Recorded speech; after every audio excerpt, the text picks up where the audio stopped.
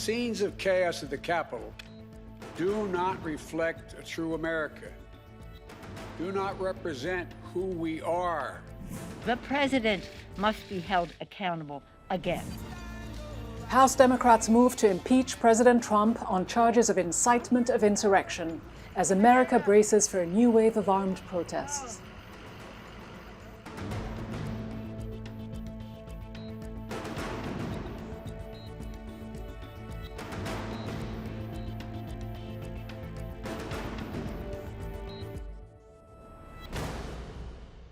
Hello and welcome to Inside America with me, Rida Fakhri. With the swearing in of President-elect Joe Biden just days away, the United States is on high alert amid growing fears of more bloodshed in the nation's capital and across the country. The FBI is warning of armed protest in Washington, D.C. and across 50 state capitals between now and January 20th, saying that one armed group is threatening to stage an uprising and storm government buildings if President Trump is removed from office. Amid the looming security threats, the acting Secretary of the Department of Homeland Security stepped down on Monday, just days before he was supposed to coordinate the security response in the lead-up to Biden's swearing-in ceremony. This follows several other resignations from Trump's cabinet and inner circle. All this while Congress moves ahead with impeachment proceedings, with Democrats accusing President Trump of, quote, willfully inciting violence against the government of the United States. Lawmakers are also calling for an investigation into the security failures that led to the breach of the U.S. Capitol. The Capitol Police Chief, who oversaw the response, has resigned, claiming his repeated requests for reinforcement were denied. Several police officers are also under investigation for suspicious behavior during the storming of the Capitol. So was there an intentional lack of security coordination on Capitol Hill? And could the lack of planning and preparedness lead to a breakdown in law enforcement ahead of Inauguration Day? I'm joined by retired Lieutenant General General Honore, a decorated Army general with decades of experience in the U.S. Army. He led the Department of Defense's response to Hurricane Katrina. He is the author of Don't Get Stuck on Stupid and Leadership in the New Normal. General Honore, it's good to have you with us. When you look back at the way things unfolded on Capitol Hill during a joint session of Congress, when security should have been at its highest, especially given all the signs that pro-Trump supporters were organizing, that they were planning in plain view on social media platforms for violence, how do you explain the level of unpreparedness by the police? Was this a massive security failure, or was there something more sinister at play? Well, I do think it's a major security failure, a failure in leadership and a failure to prepare. And I do think it's some complicit behavior there in the leadership inside the Capitol and the Capitol Police, the Sergeant of Arms in the House, and the Senate. So it's complicity happening and a failure in leadership. Are you saying that law enforcement leaders intentionally prevented more coordination, that a better response to this attempted insurrection was somehow stopped? I think they downplayed this as a threat, thereby allowing the rebels to get into the Capitol. But how could all these signs have been missed, though?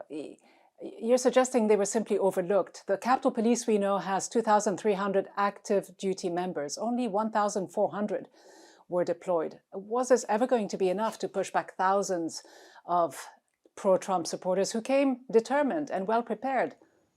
Well, we find more information that there's been 12 officers that are under suspension for complicit behavior.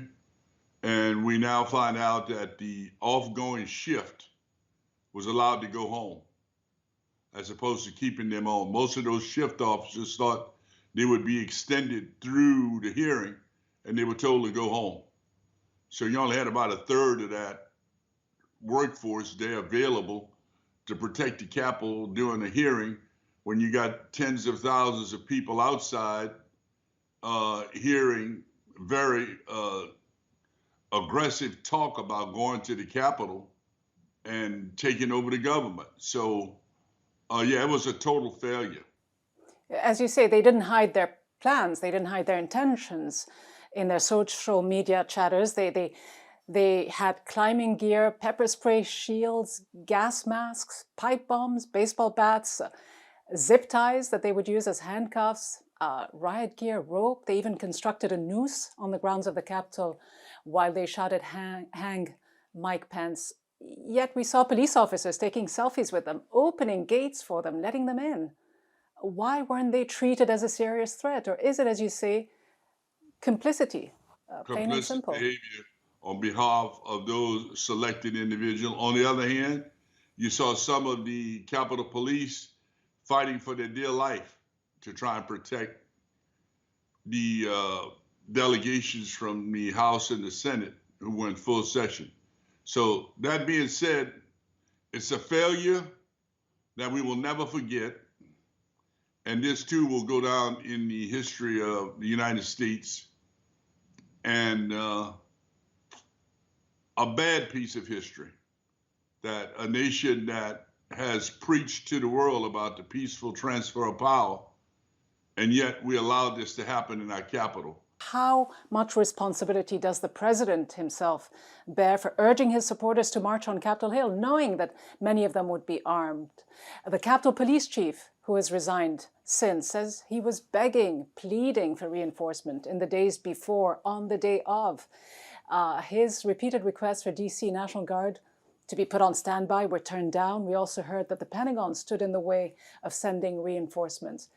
How far up the chain of command do you have to go, and what kind of responsibility, accountability are we talking about? We're talking about complicit behavior. You got a lot of acting. Homeland Security guy was somewhere overseas. The Pentagon is being led by a bunch of acting Secretary of Defense and Assistant Secretary of Defense. It's a total failure. It's complicity.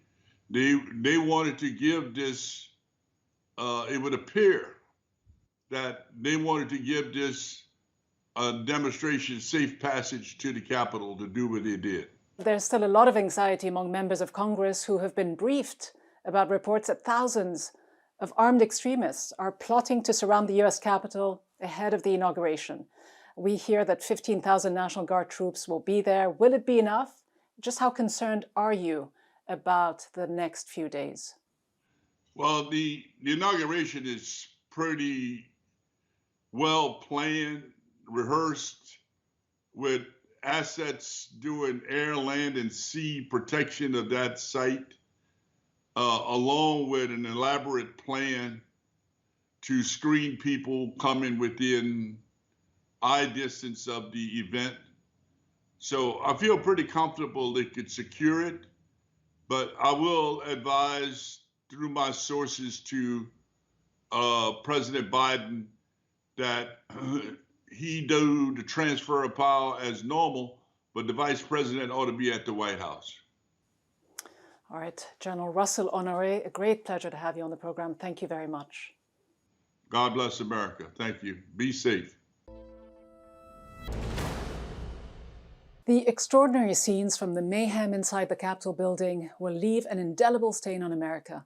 A man walking through the Capitol with a Confederate flag, another wearing a sweatshirt which bore the name of a Nazi concentration camp, and a violent mob at the doors of the nation's capital were met with a police response that the Biden administration says represents an unequal system of justice. No one can tell me that if had been a group of Black Lives Matter protesting yesterday, they wouldn't have been treated very, very differently than the mob of thugs that stormed the Capitol. We all know that's true. And it is unacceptable, totally unacceptable. The American people saw it in plain view, and I hope it sensitized them to what we have to do. So has the police handling of the pro-Trump supporters who stormed the Capitol building last week changed perceptions among Americans about the double standards within law enforcement as they brace for more potential violence? Joining me now is Michael Eric Dyson, professor of sociology at Georgetown University and author of the new book, Long Time Coming, Reckoning with Race in America. Professor Dyson, the threat that was posed by insurgents marching on Capitol Hill with a Confederate flag and other symbols of white supremacy were obviously not taken seriously enough. Or maybe, as the majority whip in the House of Representatives, James Clyburn, said, somebody on the inside of those buildings was complicit in this. How damning, how shocking were the images of some police officers standing by and watching the rioters make their way into the building when you compare them to the heavy-handed treatment that Black unarmed protesters receive. It's an astonishing display of disloyalty to the most loyal citizens in this country.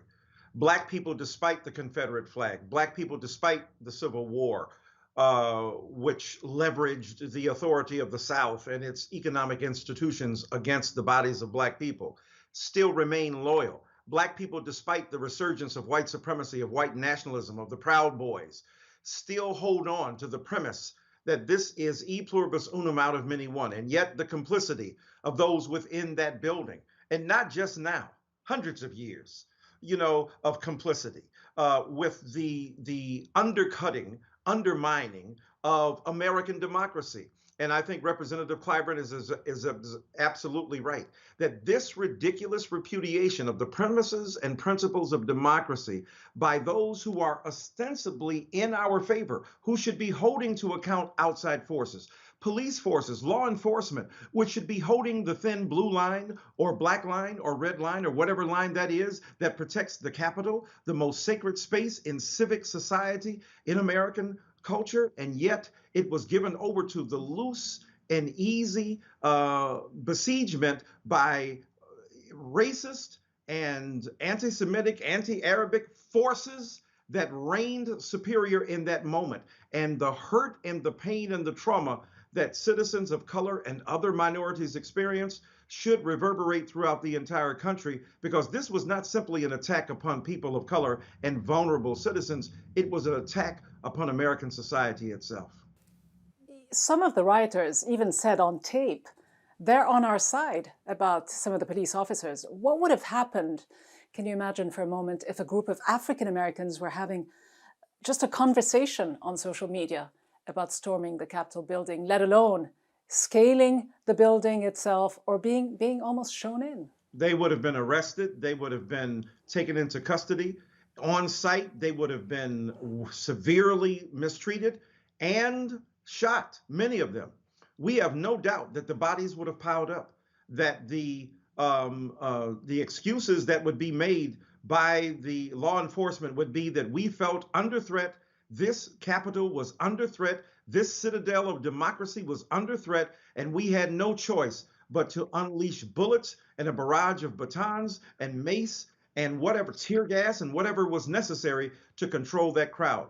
How do we know this? Because during Black Lives Matter, which were largely nonviolent, and when they did turn violent, it was the presence of other elements that were extraneous to Black Lives Matter. So here we have a civil protest against racial injustice being tear gassed and broadly mistreated. And on the other hand, white bigots and anti-patriots and anti-loyalists to this nation were holding high the banner of disloyalty, the Confederate flag being dragged through the halls of the Capitol, and not a peep. But is it unexpected? Should we be surprised? We heard Joe Biden and many Republicans say this is not America. But many African Americans disagree. The newly sworn in Congresswoman Cori Bush wrote a piece, an op-ed in the Washington Post, in which she compared the kid's glove treatment by police of white supremacists on Capitol Hill with the brutal treatment of Black protesters last summer, how they were beaten, tear gassed to the point of suffocation, and shot at for much, much less.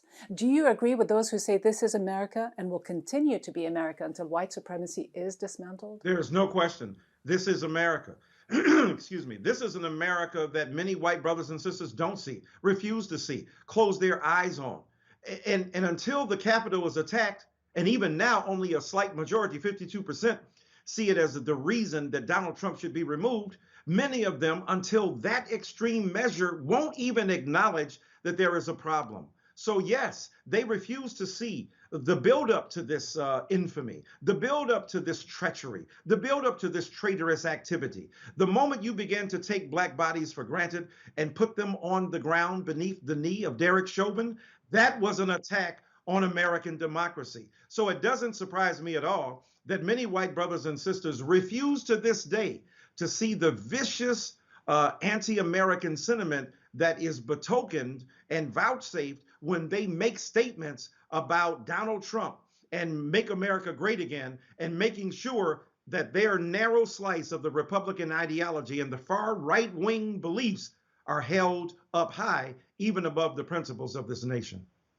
But some say they see it. Biden says the injustice is plain for everyone to see. What can he actually do to change this culture that has existed for so long? That's a great question. What he can do at minimum is change the attitude, change the disposition, change the agreement with the President of the United States of America embracing those kinds of ideas. No, speak up boldly, use what Teddy Roosevelt called your bully pulpit, speak out directly and without equivocation and without false equivalencies between both sides, and say this is wrong. Professor Michael Eric Dyson, great to have you on the program. Thanks so much for making the time. Thanks for having me.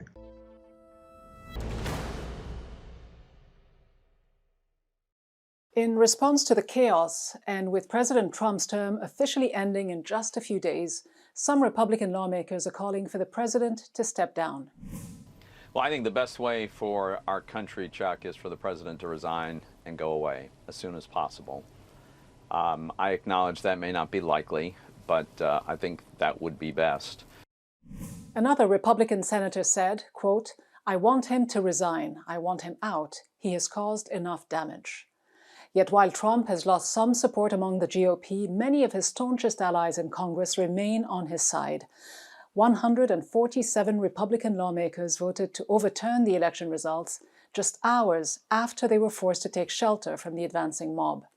So should President Trump and his Republican supporters in Congress be held accountable? And what happens to the Republican Party now? Carlos Gutierrez is a former Republican cabinet secretary who served under George W. Bush. He joins me now. Secretary Gutierrez, good to have you. As you know, many Republican lawmakers are calling on Trump to resign rather than face what could be for them an awkward vote on impeachment. Is that the easy way out for Republicans who stood by him all these years, who supported his divisive rhetoric, and who now are calling for unity and reconciliation?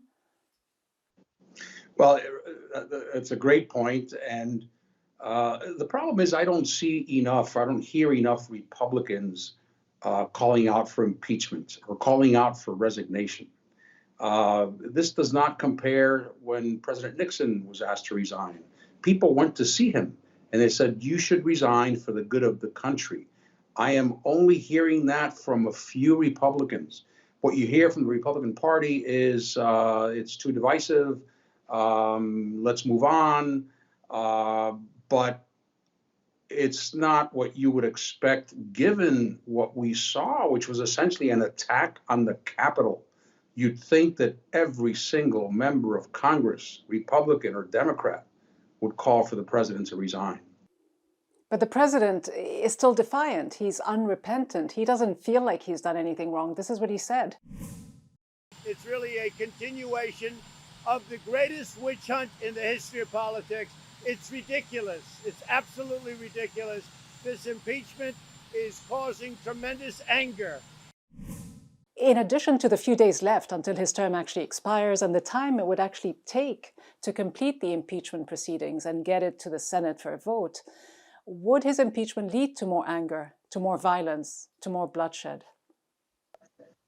Well, I find it incredible that someone who has lied to the public about COVID, he lied about election fraud, he incited an attack on the U.S. Capitol, and now he's talking about violence and danger. He has an incredible gall to be able to do that. To be able to say that, the hypocrisy of that, I find to be just breathtaking. But it isn't just Trump. Many people in the Republican Party have also fanned the flames of this insurgency.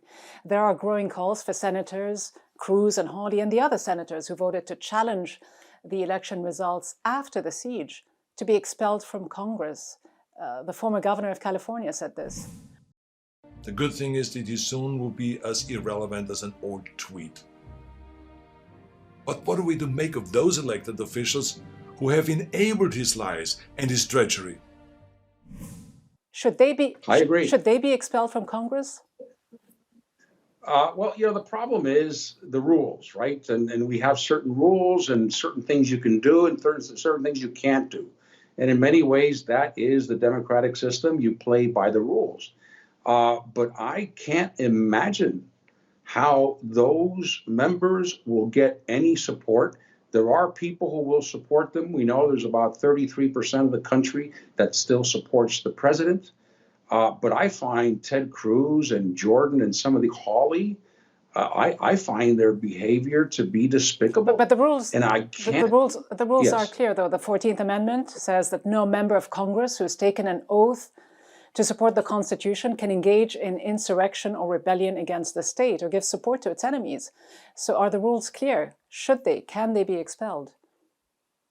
Well, it sounds like they can, and I'm sure there'll be a lot of procedural debate, just the way there's procedural debate today about the 25th Amendment. And but if they can be impeached, they should be impeached.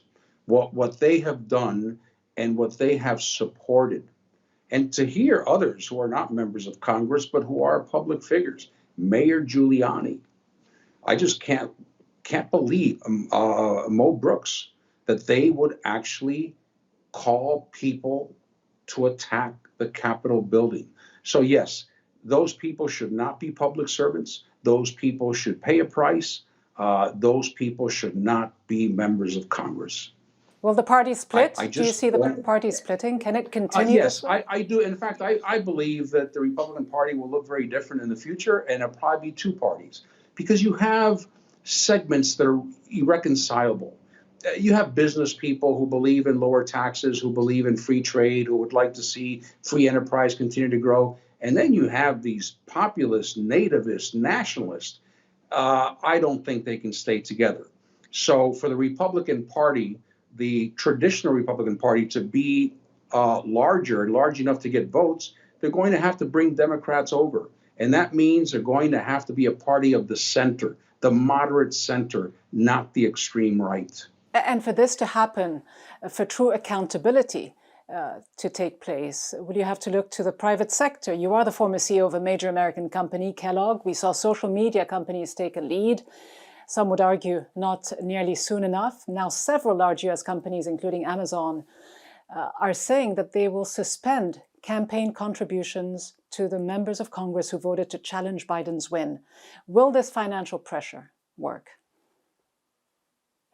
Well, it may not work, and people may be able to go around it. And I believe that more companies will come out and also ban any transactions with the Trump campaign. But I'm very proud of the private sector, and I knew this was going to happen. It's usually the private sector that takes the lead, and no CEO is going to stand up in front of his or her people and say this was okay. So I would expect the private sector to just continue to generate news and to generate a separation from anything having to do with President Trump. Secretary Carlos Gutierrez, good to talk to you. Thank you so much. Thank you. Pleasure.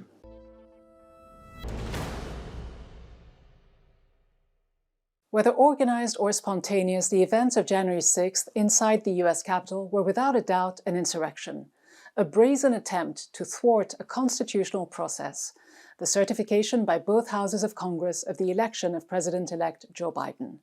And that was precisely what President Trump had urged his vice president, who presided over the joint session of Congress, and his followers to stop. The evidence is glaring. The US is in shock. US exceptionalism has been shaken. And President Trump makes history yet again by becoming the only US president to be impeached twice. Whether he will be convicted by the Senate of high crimes and misdemeanors remains to be seen. But in the end, for the rest of the world, this will soon be a detail. At noon on the 20th of January, Joe Biden will be sworn in as the new president, the new face of the United States. But within America, which is still reeling from a coup attempt that should allow the Republican Party to abandon Trump and reconstitute itself, the dangers of further turmoil remain real. Trump will soon be gone, his voice may be silenced on social media, but Trumpism will linger across America. And so, in short, while the United States has, way before Trump, felt that it was facing external threats from North Korea, Iran, or so-called Islamic terrorism, it now has to come to terms with a new reality, that the real enemy of the state is the enemy within, a segment of American society, mostly white supremacists, unwilling or unable to come to terms with the fact that the Confederate flag, which was waved in the hallways of the Capitol, is part of America's history, not its future.